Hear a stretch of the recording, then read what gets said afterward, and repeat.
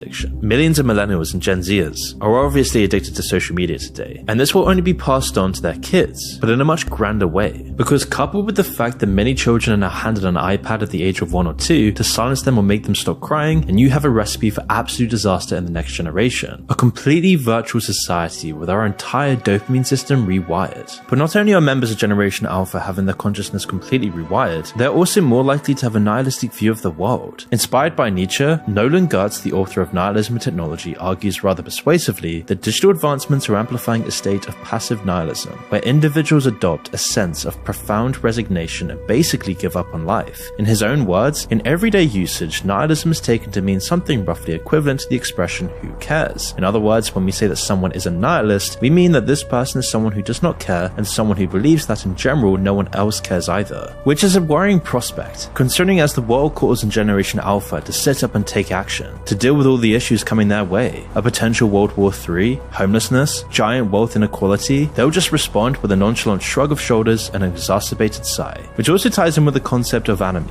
a term coined by the French sociologist Emile Durkheim. This condition is defined by a complete breakdown in societal standards, rendering people aimless, hopeless souls drifting somewhere between despair and docility, anguish and apathy. And to compound matters even further, research is now even showing that higher amounts of social media use predicts higher levels of grandiose narcissism. What a shock. But I shouldn't criticize Generation Alpha. This isn't really their fault. And it would be ignorant to not discuss the parents making Generation Alpha. Because to say that Generation Alpha has had a different upbringing compared to previous generation is an understatement of epic proportions. You see, the parents of today are far softer than the parents of yesteryears. According to this study, when Generation Alpha children were asked who decides which apps they download, what food they eat, what toys they buy, what video games they get, and which clothes they purchase, these children were more likely than average to state they make these choices in collaboration with their parents. That's right, the lunatics are running the asylum. Is it any wonder that we're seeing a rise in narcissism when little kids are treated like adults? Would you let a 3-year-old pick your next family vacation? No, of course not.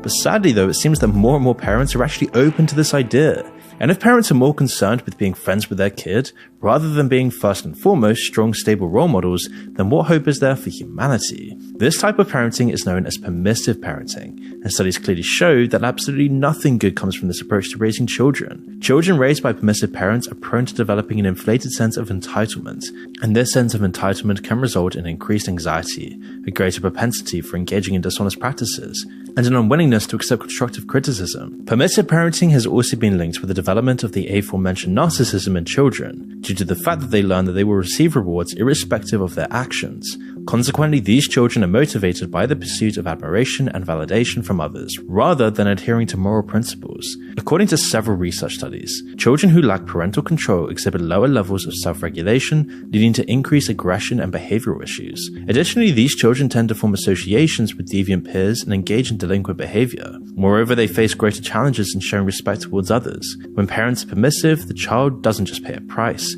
society also pays a price, an incredibly heavy price, as entitled children become entitled and raging egotistical adults. On the topic of society, unless you happen to live under a rock, we all know that we are becoming more fragmented and far more tribal in nature. It's even getting to the point now where people are actually talking about a civil war in the US. Barbara F. Walter, a political science professor at the University of California, San Diego, and author of the new book, How Civil Wars Start and How to Stop Them, has this chilling warning, saying we are closer to civil war than any of us would like to believe. Polls indicate that somewhere between 43 and 50% of Americans have said civil war feels imminent. This isn't normal, and this is happening because we're less willing than ever to engage with others who hold differing opinions. A core component of a cohesive society is tolerance, a willingness to grapple with ideas that challenge one's conventional beliefs. And by looking at Generation Z, you can just tell this won't be the case with Generation Alpha. In fact, they won't be comfortable with anything that involves removing themselves from their digital chambers.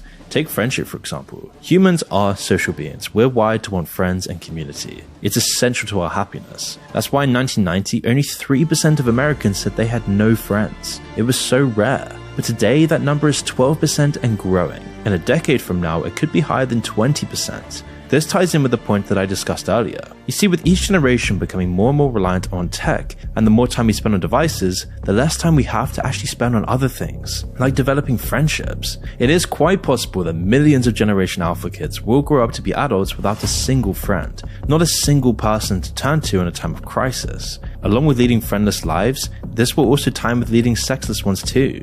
We need love and intimacy. It's one of the most core components of Maslow's hierarchy of needs. But today, 3 in 10 Generation Z males aged 18 to 28 report having had no sex in the past year, and 1 in 4 Generation Z women also report having no sexual contact in the previous year. Now, of course, I'm not promoting promiscuity, but these are young, college-age people in the prime of their lives, missing one of the most fundamental things in humans' hierarchy of needs. And this is only becoming more and more common. No one's dating, no one has friends. So what hope is there for Generation Alpha? It will be more likely that when they want to seek out romance, it will be done online, with AI boyfriends and girlfriends in the metaverse. So is it any surprise? More and more young children today are developing something called virtual autism, a new condition identified by Marius Zamfir, a Romanian psychologist. Zamfir and his team discovered that children between the ages of 0 and 3, who spend more than 4 hours a day staring at screens, experience sensory, motor, and socio-affective deprivation. This led to the manifestation of behaviors and characteristics resembling those observed in children diagnosed with autism spectrum disorder, a debilitating development disorder that negatively affects speech, sociability, and cognitive development. And there is no cure for this, which is incredibly concerning and never seems to be talked about.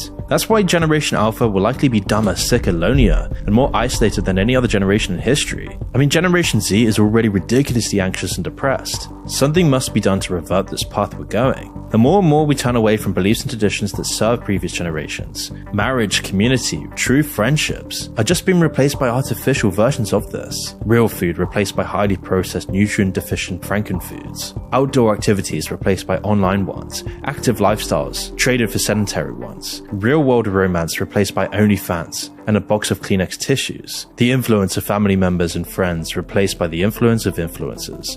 It seems like we're going down the path of Aldous Huxley's Brave New World, in which society is characterized by advanced technology, where people find themselves heavily conditioned and engineered to behave in very specific ways, to passively consume and never question, mindless cogs in a monstrous, merciless machine. The excessive stimulation of our brains is occurring due to the fierce competition amongst ruthless corporations to capture and control our attention, and in the next decade or so, we will see the true consequences of this.